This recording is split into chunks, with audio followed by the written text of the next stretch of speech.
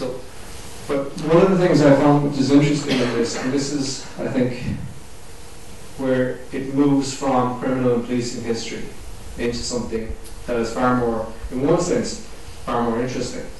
It still falls within crime and policing history, but it's telling us a lot more about the social history of the period. And Keegan says in his statement that the family had hoped to procure the services of the local woman called Smith. And I haven't had a chance to check the census records, but I don't know how many Smiths are in the area, but to conceal the birth. So there was obviously a local person you could call on to help you here. And how would they help you? They would help you by doing this. And this is a direct quote from Keenan's statement. It would be buried in a place called the Irish Hole, where all children of the kind were buried in that graveyard. So this is not a single incident, okay? This is not in this parish or this area. It's not an unusual occurrence. There's someone tasked. People know this woman's name. They even know the name of part of the graveyard where children like this are buried. And the it's an interesting point in that the level of infanticide must have been relatively high. When you think about, I mean, it's probably not a fair comparison, but if you think about, say, 6,000 or 7,000 women go to the UK every year for abortions, I wonder how many, if we could track it back, were in this position. I mean, I know in my local area, when we were growing up, there was what was an old ring fort in the area, and that was supposed to be the place where all these type of children were effectively buried. Okay, so what you have here is something broader than one incident. You have potential in an area for this. Matilda's problem is this Smith woman was apparently ill and was not well, and therefore they couldn't access her in time, and had to bury the child back because Miss or Mrs. Smith's services weren't available to take the child away. But it's one of those things that in history and in kind of research, you feel that when you come across something like that, this is the one that merits real digging in and around the area to try and find, if you can find more of this and more information, who the Smith person is and so on. But it's not unlikely that this type of response or kind of coordinating was happening in a lot of areas, because simply people didn't have an option. I mean, there was no other option. So, but you can pull that. So this is just a constable taking on information, kind of giving his view. But now we have even a name for the place. So it's a certain part of the graveyard in Goodwalk, apparently, where this was going on. So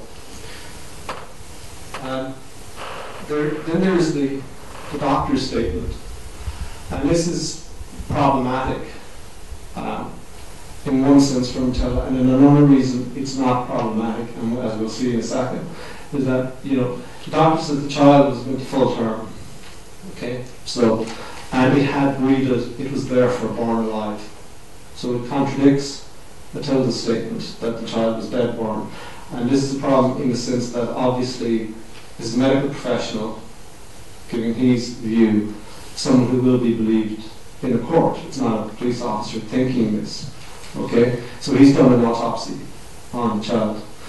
But here's the second part: the cause of death was neglect, and that the child died from blood loss from the inept cutting of the umbilical cord. So, as much as he said the child's born alive, his second part of testimony means that the police can't proceed with a murder charge, because it's not murder, it's neglect. Okay, so these are the complications in the case. If you were going through and I think you were trying to just even count up murder charges in your area, or you might include something like this. When on further explanation, the charge is dropped and not proceeded with. So, but the thing is that in the records here, they're all nicely tied together for you, so you don't have very far to go in the case before you have all the material on it, which is pretty useful. So the coroner's court in Antrim basically also, I should mention this I suppose in terms of information as well at the start. You have the coroner's courts as well, which are obviously to find out the reason why someone has died and so on. And it's interesting here as well. Then the said male child, name unknown, on the 26th day of October of the year, was found buried in the garden at the rear house of the Alexander Ogilvy, Hightown Parish, and they're satisfied that the deceased came to this death from want of care and neglect, and further that this was criminal negligence on the part of some persons unknown to the court. Interesting here because they could have named, so I don't know why they didn't, and they can.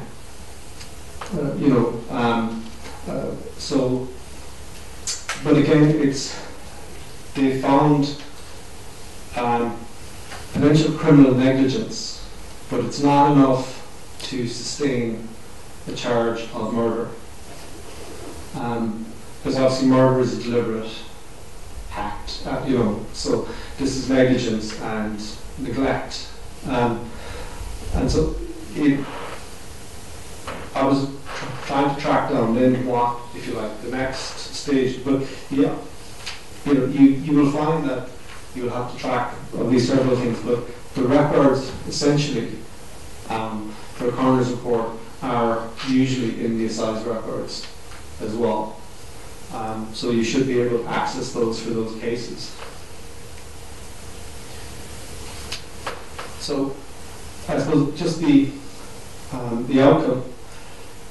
I found this in the Belfast newsletter. It's one of the things that I found it through the Open University website, because all of us, both tutors and the MA students on our local and regional history program, have access to what's called the 19th century newspapers database, which is really, really comprehensive. I used some of it the last time I was here for the industrialisation talk, but I found this in the Belfast newsletter. Because the winter assizes were going to be there, students able to be tried very quickly, and she pleaded guilty to the concealment of the birth. There's no record of her father or stepmother. I couldn't find anything in terms of the newspapers on them. And she was allowed out on bail £25. Probably doesn't seem a lot to us, but I think a labourers' cottage in the period was something like £200 or £150. So it was, I had to come for judgment and call on, and I couldn't find the next step in the thing, which is always the frustrating side of some of these kind of cases, to find out where it would happen. And what you would have to do then is to, I suppose, where would you go? And from there you would go to eventually prison records. I might go to the actual physical copy of the newspaper, vis-a-vis the electronic version, to try and see if I can track it down. There may be something in local histories which gives some information on this. And I suppose if you were to look at, I know Janice has been using this material for Kilwater as well, is that you look at the census and parish records. That will give you an idea of the Ogilvy family's position, where they were geographically in the town, what kind of housing they were in, and give you a sense of their background in terms of their professions and so on. So where they sat within, if you like, the hierarchy of the town, which gives you more of a sense of where, they obviously could come up with £25 or a guarantee of £25 to release Matilda. Okay, she wasn't committed because she couldn't find bail. You will have the service records of the constabulary personnel involved. You will be able to find also the potential career of the judge. So you can actually spiral out from this case. If there are other size records in terms of this potential type of crime, you may be able to locate that Mr. and Mrs. Smith and find out if there was any investigation into her. The newspaper records from the period.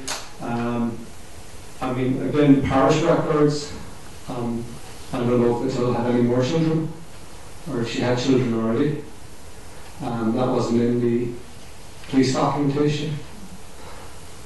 So there's a lot of that kind. The one thing about it is that it shows you that you can track down these kind of individual crimes. So you could actually simply do a very focused research inquiry onto the whole idea of sort of infanticide or concealment of birth and something like that. But you can also see this as not simply criminal history, but as women's history in the period. And the kind of difficulties that maybe women were labouring under in terms of controlling the birth rate. This could also have been her problem. It may not have been the result of a relationship. It could have been the result of an assault. Okay, so it's sort of like how many of these are results of a relationship or how many results of assaults are something else within the family. So I think that the one thing that you do have, which is very useful, is that you have a huge resource base here within PRONI to go through these kind of materials. And it didn't take me that long to find the Kilwater case, and the reason I picked them as well is because you've probably been hearing a little bit about that case over the last couple of months as well. So I thought maybe the senior side of the parish might do an airing.